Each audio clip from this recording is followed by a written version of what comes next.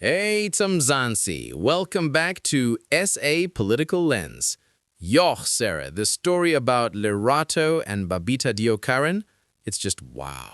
Yeah, wow is right. So Lerato was a CFO at Gauteng Health, and she just resigned while everything was still messy around Babita's murder? Exactly. Before Babita died in 2021, she flagged about 850 million rand in potentially dodgy payments at Tembisa Hospital, and she sent that directly to Lerato. 850 million rand, and she even asked for protection. Yeah, so what did Lerato do? Well, allegedly nothing. She didn't act on the report and lied about escalating it. One just wonders, did she have a sense? Because we know just 11 days before she was gunned down, she did say to Lerato Madio, the CFO in Gauteng Health, that she feared for her life. She felt that her life may be in danger because of the investigations that she was doing. One just wonders, did she have a sense that she was being followed that day? I think it's entirely possible. I think the message that she sent to Majo in a couple of days before she was killed is prescient, and her fears obviously came true. I don't think she would have sent a message like that to her direct superior without a basis. And certainly she felt that what she was investigating at Tembisa Hospital was a serious cause for concern and placed her safety in jeopardy. I mean, Lerato Madio, in response to what Babita Deokaran flagged with her, insofar as those dodgy deals are concerned, those circumspect tenders that she flagged with Lerato Madio, she said that she would escalate it, right? Higher up in Gauteng Health. What do we know about whether that has happened? Even to this day. So on the strength of those messages, Lerato Majo told Babita that she would escalate her concerns to the HOD. And we asked questions of the HOD, and she revealed that Lerato Majo had in fact never formally escalated the report. And the only time that she heard about Babita's safety concerns was on the day of the murder. And I think it folds into a considerable issue around what was done to protect Babita after she blew the whistle. Yeah. Then get this, suspended in 2022 with 13 counts of misconduct, but she resigned in 2024 before the hearing even finished. Pension intact. Walks away with a pension. Yeah, that's unbelievable. And wait, there's more. Lerato's cell phone with WhatsApp chats from Babita Deokaran, full of her concerns, got stolen before anyone could see them. Imagine the timing. So now people are saying, did she tip off the people behind Babita's murder? Yo, this is shady. Exactly. And now, as of October 16th, 2025, the DA in Gauteng is laying criminal charges against Lerato. I think Lerato is central to this particular issue here.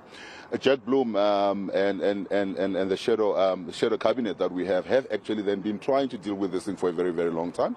We have been asking for her suspension, for her investigation, and now it's coming to fore that she even had information that she didn't even disclose to her HOD at that particular point in time, which then makes her a person of interest in this particular case. That Babita would have told her, and told her what was happening.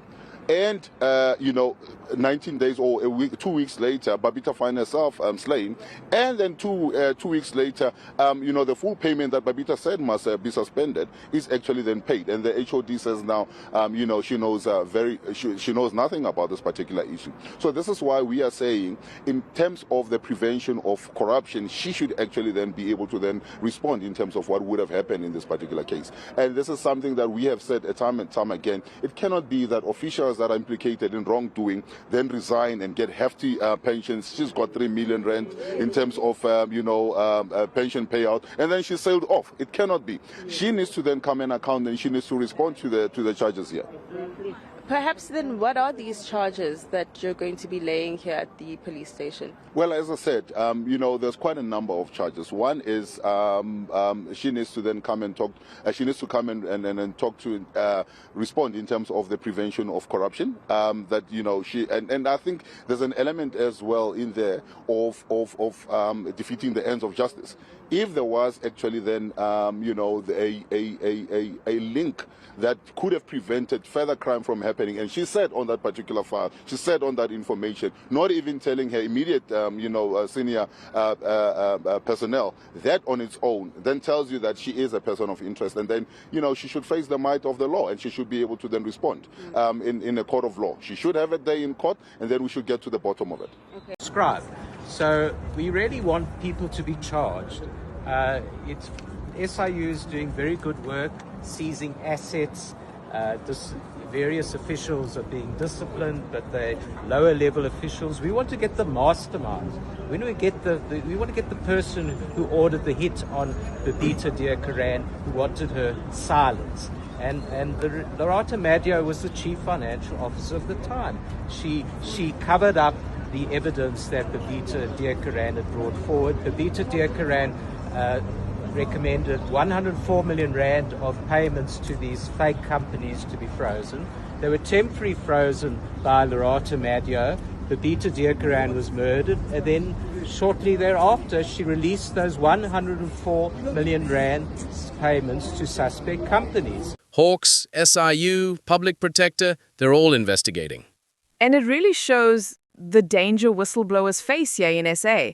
Babita tried to warn people, and look where it got her. Yeah, Sarah, it's high profile for a reason. And Mzansi, this is exactly why you need to pay attention to these stories. Don't just take the first version. So Mzansi, comment below, share your thoughts, like, subscribe, and stay alert. These stories are far from over. Yeah, and stay woke, stay loud, and keep following SA Political Lens for every update. Yo, it's a lot, eh?